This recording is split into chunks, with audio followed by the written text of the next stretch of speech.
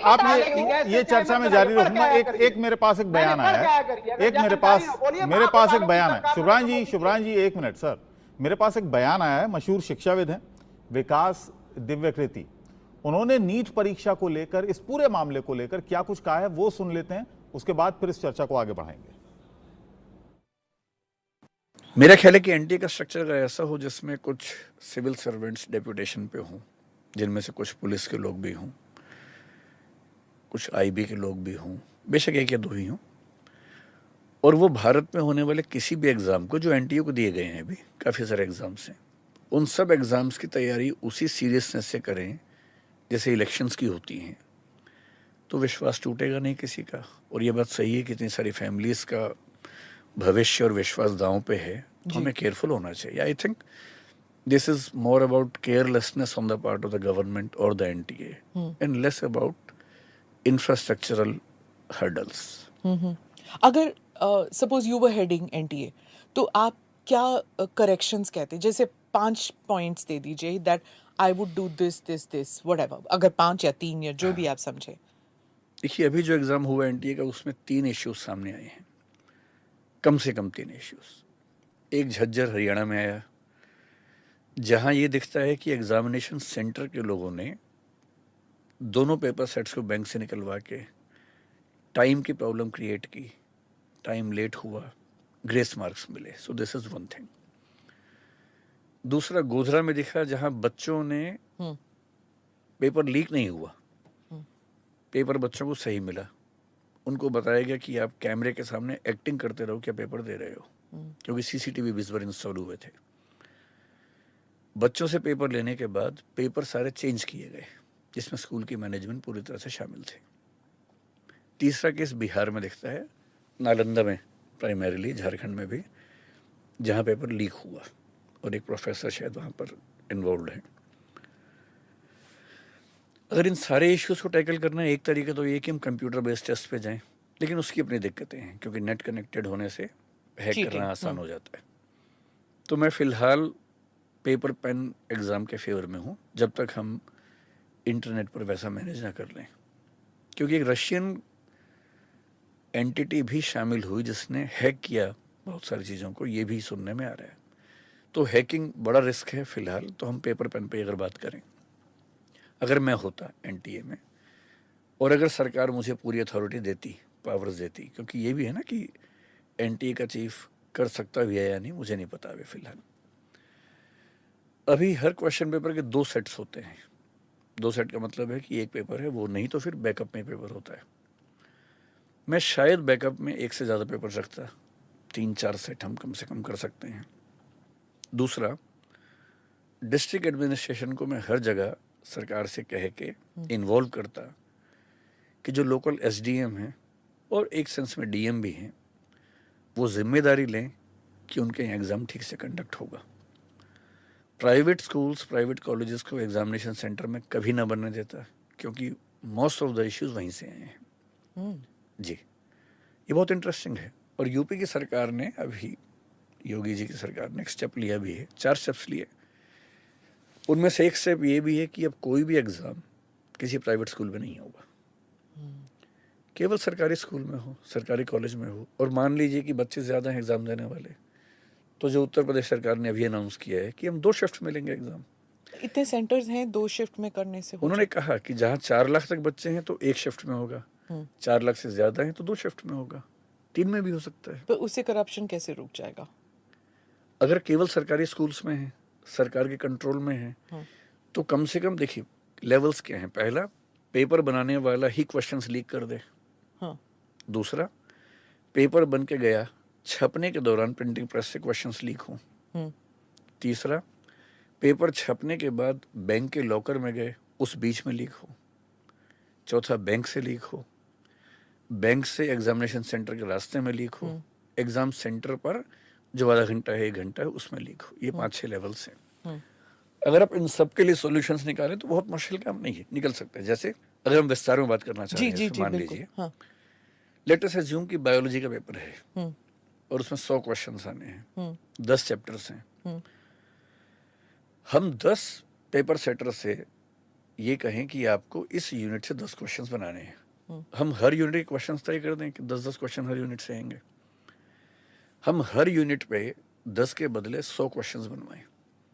Difficulty level तय हो, जो 4 या 5 लेवल्स हो सकते हैं, very difficult, difficult, average, easy, very easy.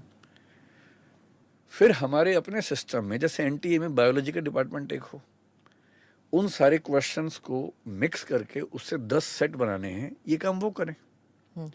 Even the examiner should not know, even the paper setter should not know which questions will be there in the question paper. Okay 10 set बन गए।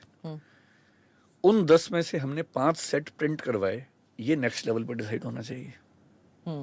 ठीक, अब 5 set जो print हुए, 5 हर centre पे जाएंगे, अलग अलग बैंकों में जाएंगे। अभी भी ऐसा होता है, एसबीआई और कैनरा में जाता है। तो हर जिले में 5 अलग अलग बैंक में अलग अलग सेट के पेपर्स होने चाहिए। ये जो भेजने का प्रोसेस है, इसमें क्यों नहीं हम सेंट्रल एजेंसीज को इन्वॉल्व कर सकते हैं? अभी कैसे होते हैं?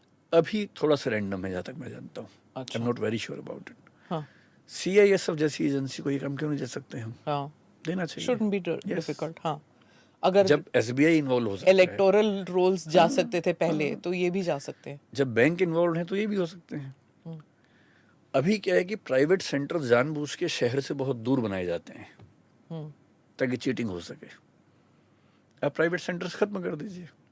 मान लीजिए 23 लाख बच्चे हैं, देश भर में हैं, केवल उत्तर प्रदेश में अगर देखें तो वो एकदम कंफर्टेबल है कि 8 लाख बच्चों का एग्जाम हम दिन में 2 बार में करवा सकते हैं। हम ऐसा क्यों नहीं कर सकते कि एक संडे के दिन 3 शिफ्ट में देश भर में एग्जाम चल रहा है, 3 पेपर्स हैं, और उन 3 पेपर्स में स्किलिंग हम कर सकते हैं आराम से। और इस पूरे मामले पर विकास द्विवेदी जाने माने शिक्षाविद हैं और कोचिंग चलाते हैं यूपीएससी की। उनका आप जो मत है वो सुन रहे थे। उन्होंने भी माना कि एनटीए की लापरवाही इसमें नज़र आ रही है, केयरलेसनेस यहाँ पर नज़र आ रही है। अनुजा जी, आप क्या मानती हैं? अभी अगर आपने ये पूरा बयान सुना हो तो वो कह रहे हैं, विकास द्विवेदी वो कह रहे हैं कि एनटीए का पार्ट यहाँ पर नज़र आ रहा है कि वहाँ पर लापरवाही हुई है। अब क्योंकि पार्ट एनटीए क्योंकि गवर्नमेंट एजेंसी है तो जाहिर है सवाल गवर्नमेंट से पूछे जाएंगे, सरकार से पूछे जाएंगे। अबुल जी, सरकार कहाँ भाग रही है? आप बताइए, कब भागी इन जिम्मेदारियों से? मैं तो कभी नहीं भागी, यहीं खड़ी हूँ, यहीं बैठी हूँ। और मुझे जितना दुख इस चीज का है कि उन बच्चों का जो जीवन जो मिसक्रेंट्स की वजह से कहीं ना कहीं हुआ खराब, उसका जो वो बच्चे जो भोगी आगे होंगे उसका दुख है। और मोदी सरकार साथ में उन्हीं के साथ खड़ी है। हम लोगों ने 11-11 अरेस्ट भी करे हैं, हम एक नए लॉ को भी लेकर आए हैं, आपको भी जानते हैं कि बहुत सख्त लॉ लाए हैं। पर क्या ये उत्तरदायित्व सबका नहीं? क्या ये ऑपोजिशन जो आज इतनी बातें ऑपोजिशन आरोप ये देखिए ये लगा रहा है कि एक व्यापक चर्चा नहीं चाहती है सरकार इस पर। एक व्यापक, ये गौरव गोगोई का बयान आया, आप देखिएगा, उन्होंने कहा कि व्यापक चर्चा नहीं चाहती है सरकार संसद में इसको लेकर। ऐसे कैसे हो सकता है? देखिए, बात वो नहीं है, क्योंकि जो चीज सब्जुडाइज ऑलरेडी कोर्ट के अंदर है सर। या तो आप और मैं वकालत में बैठ जाएं या वकालत को अपना काम करने दें। अगर केस ऑलरेडी इस पे विश्वास नहीं है सुप्रीम कोर्ट पर, उनकी जजमेंट पे विश्वास नहीं है, तो आपस में डिस्कशन कर सकते हैं सर। हम लोगों ने किसी भी चीज पर कभी एफिडेविट नहीं डाला कोर्ट के अंदर उनको रोकने के लिए, किसी भी चीज पे, चाहे कभी भी हमारी सरकार में। सर 10 साल में आपने अभी कांग्रेस से पूछा कि कितने नीट के पेपर लीक हुए, ये जवाब नहीं था इनके पास। ये अभी के 1-2 के बारे में बात कर रहे हैं, कहाँ हुआ सर? मैं आपसे यही पूछ रही हूँ कि जितने इनके में 12-13 केसेस सामने आए, 5 से 15 लाख लोगों की जिंदगी इन लोगों ने खराब कर दी, तो 40-40 लाख पैसा इन लोगों ने लोगों से वसूला, बच्चों से। मैं ये बात के ऊपर दलीलें नहीं देना चाहती। मैं जानती हूं कि आज बच्चों का जीवन वहां पर खड़ा है जिस जगह से आज, बीइंग अ साइकोलॉजिस्ट ऑल्सो, आपको पता है मैं मनोवैज्ञानिक भी हूं, मैं जानती हूं, इन सब चीजों को समझती हूं। पर क्या इस तरीके से जो डिस्ट्रक्टिव पॉलिटिक्स ये ऑपोजिशन खेल रही है, इससे क्या बच्चों को कहीं ना कहीं इसमें क्या डिस्ट्रक्टिव क्या है? सवाल ना पूछें आपसे। डिस्ट्रक्टिव ये सवाल पूछना सवाल पूछते हुए, बात करते हुए मोदी जी जवाब कर रहे थे, बात बताते हैं, तो ये लोग क्या तो वॉकआउट कर जाते हैं या सुनते ही नहीं, और फिर हमसे उम्मीद करते हैं कि हम जवाबों का सवाल का जवाब दे, सवाल दे। वहां पर सवाल का जवाब कहां से दे लाकर? आप अगर सुनने को तैयार ही नहीं है, आप लोग उठ के चले जाते हैं, कभी आप शुभ्रांश बोलते जी, रहते हैं, विपक्ष सुनने को तैयार यहाँ नहीं पर है। आकर खड़े हो जाएंगे। शुभ्रांश जी, विपक्ष सुनने को तैयार नहीं है, अनुजा कह रही है।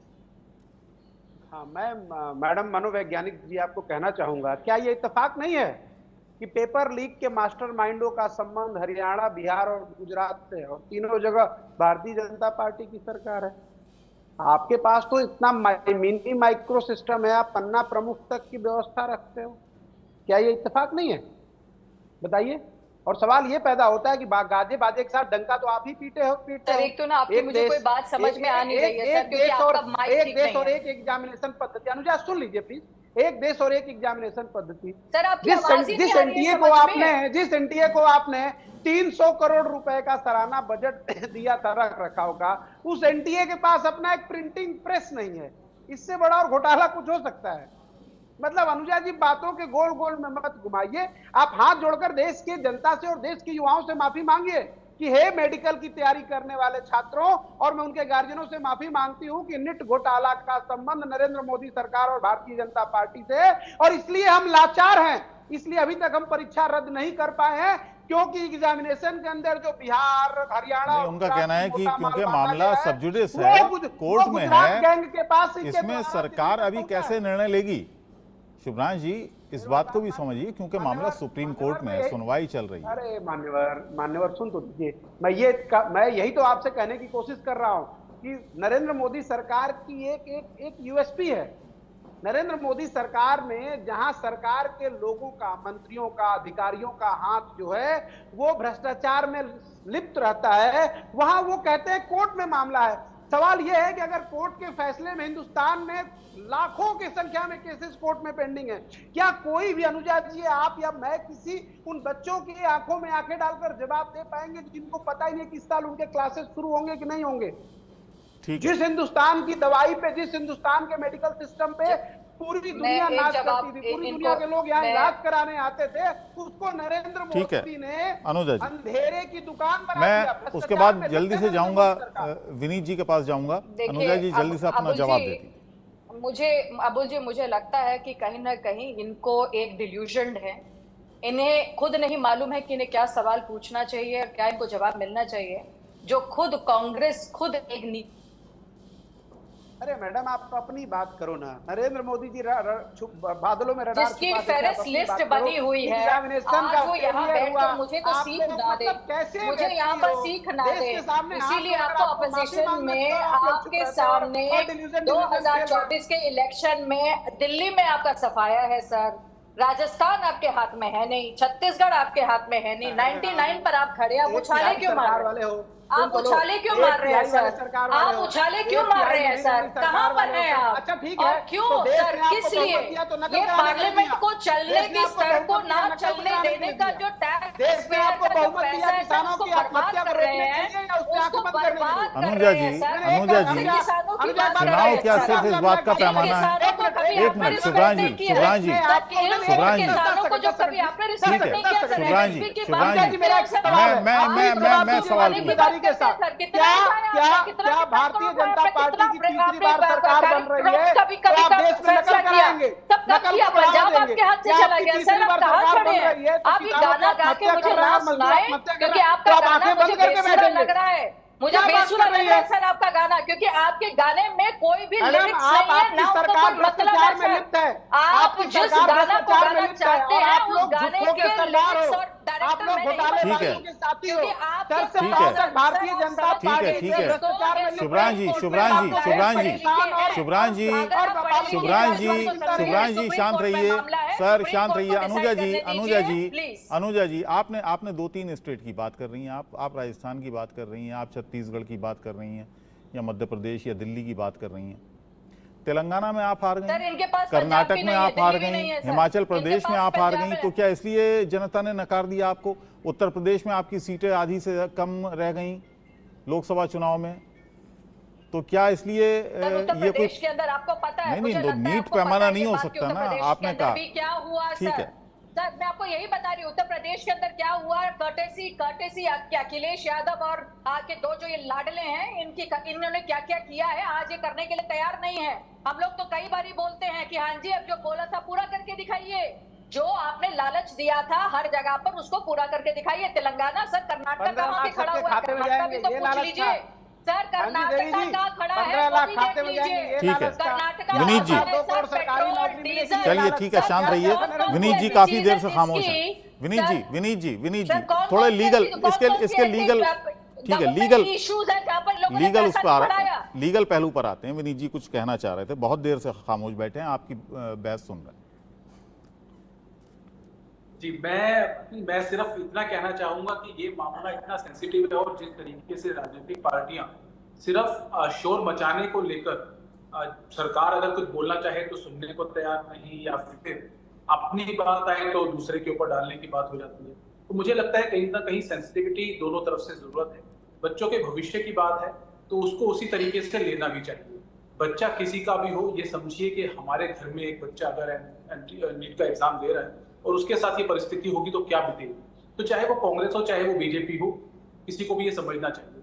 जहां तक बात है इस पूरे प्रोसेस में अब तक हुआ क्या, सर्वोच्च न्यायालय के समक्ष ये मामला है और एक एक चीज अब तक इन्वेस्टिगेशन की जो है वो सर्वोच्च न्यायालय के समक्ष है।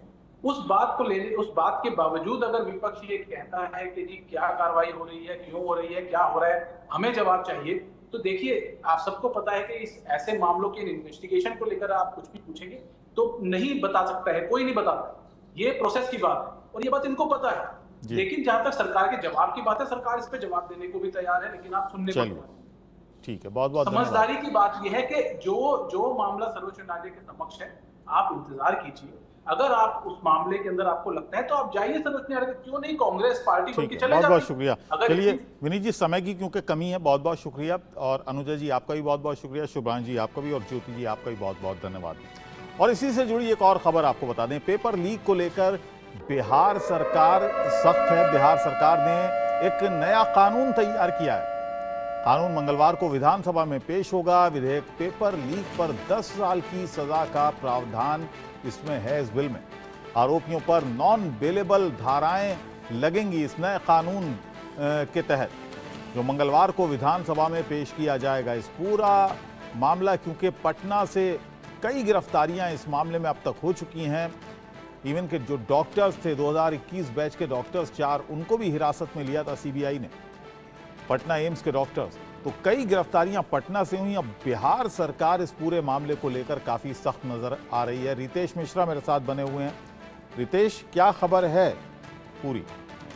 बिल्कुल, देखिए अब कल जो कानून है वो पास हो जाएगा बिहार विधानसभा से, और इसे तैयार कर दिया गया है। आज इसे सदन में रखा भी गया था। दरअसल जब 4 जून को रिजल्ट आया और नीट पेपर लीक के बाद इतना हो हल्ला हंगामा हुआ, इसके सारे तार जो हैं वो पटना से जुड़े, बिहार से जुड़े, इसको देखते हुए मुख्यमंत्री नीतीश कुमार ने जून महीने में भी ये ऐलान कर दिया था कि पेपर लीक को लेकर बिहार सरकार एक सख्त कानून बनाने जा रही है और उसके तहत 10 साल की सजा होगी, 1 करोड़ से ऊपर का जुर्माना होगा।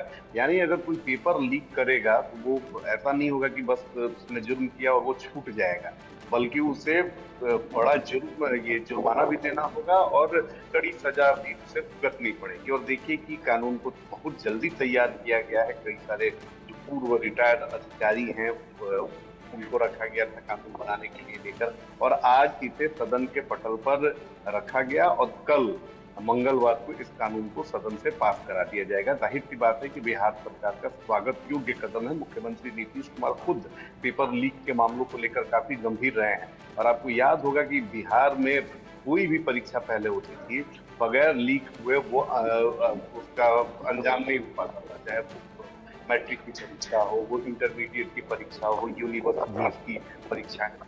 लेकिन आप देखिए किस तरीके से यहाँ पर कानून को कड़ा किया गया, अधिकारियों को सचेत किया गया, और अब बिहार में चाहे वो मैट्रिक की परीक्षा हो, इंटरमीडिएट की परीक्षा हो, कभी भी वैसी तस्वीरें नहीं आती हैं जो पहले निकल कर आती थी चीटिंग वाली।